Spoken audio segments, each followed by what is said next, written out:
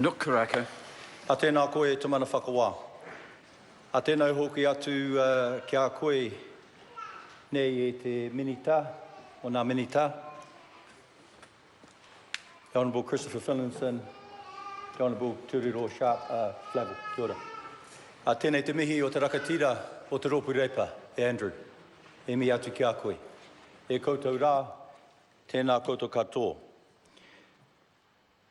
E tiwi o te kāhui mauka. Tēnā koutou, tēnā koutou. E mauri o mai e whakaako ki te kaupapa nunui. E te kaupapa ko tēnei whakaaro mo te iwi. Nō reira, e koutou rā a tēnā koutou katoa. Mr. Speaker, it is indeed an important part of this milestone around the Taranaki iwi Claim Settlement Bill. And Sir, we need, and also, as we did with Te Atiawa, to acknowledge the iwi's history and the injustices which have led to this settlement process being very, very necessary. Sir, like we've heard this morning with Te Atiawa, and then when we look at the grievances from Taranaki iwi, there is immense commonality amongst the two. And that commonality, Sir, is about raupatu, it's about scorched earth policy, it's about divide and conquer. And Sir, my colleague this morning, Calvin Davis, he gave a great overview in some ways of how treaty settlements are seen by some New Zealanders, Māori and also non-Māori. And if I go back to when my iwi Kaitahu settled, Sir, one of the things that came out of that was that it was not about the money. It was, Sir, about the apology. It was about the apology. And this, Sir, is the commonality that we see with Te iwi Māori right across the board when we talk about treaty settlements. And that is something, Sir, that is so important,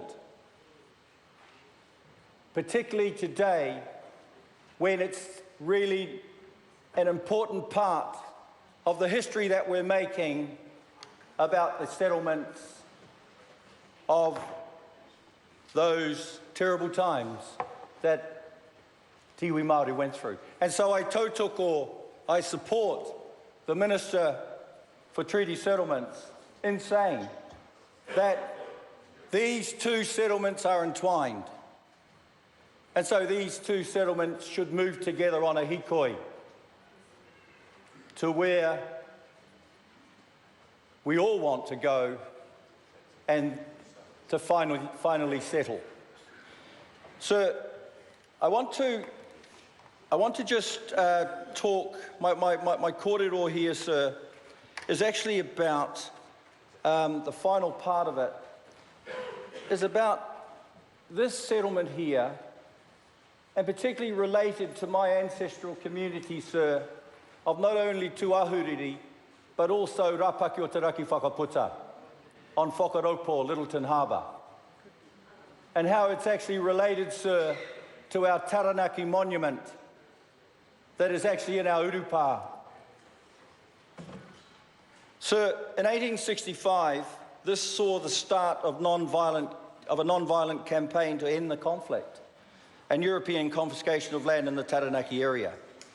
As we know, Sir, this movement was based at the settlement of Parihaka. Sir, this was led, as we've heard before, by those rakatira, two of them, that we should be acknowledging within our history of New Zealand.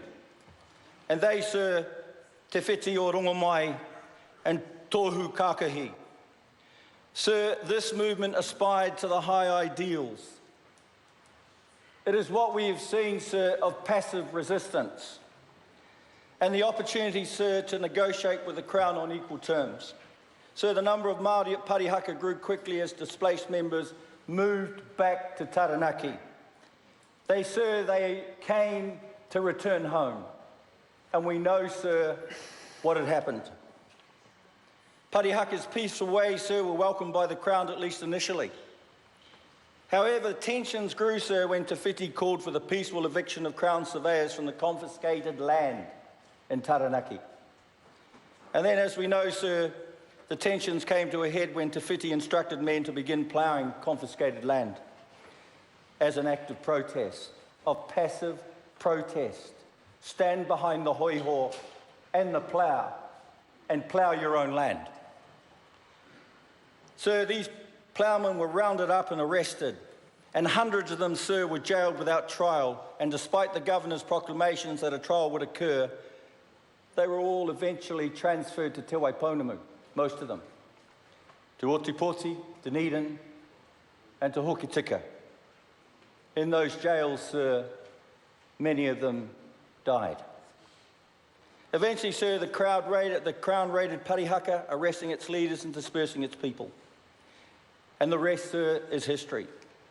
Mr. Speaker, the events at Parihaka are sometimes, or something which affect all Taranaki iwi, but also Māori right around New Zealand and also non-Māori.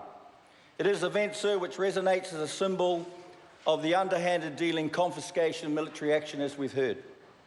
Sir, in my own ancestral community, as I said, at Rapaki on Littleton Harbour, very distant from Parihaka, but very, very close.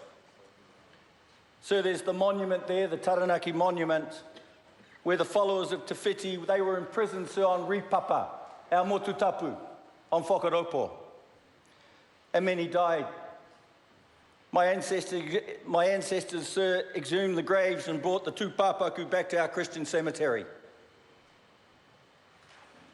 In our church grounds, sir, where we reinterred them.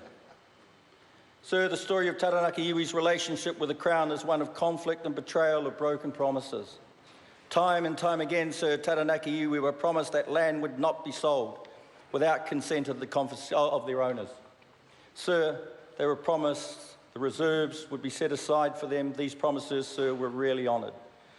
I once again acknowledge the Taranaki iwi members, Taranaki whānui, Te Kahui Moka.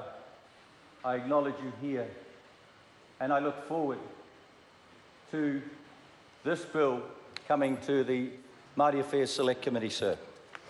The final part of this, sir, is that my colleague earlier, Shane Retty, he said something, sir, that resonated with me and I'm sure many people. What he said, sir, is what is said here today, this morning, is enlightening. But, sir, what is written here in the bill is binding. Nō reira, e te mana whakawā, ka tāpai au tēnei pire, ko te aroaro o te whare. Sir, I commend this bill to the House. Kia ora. E te māngai.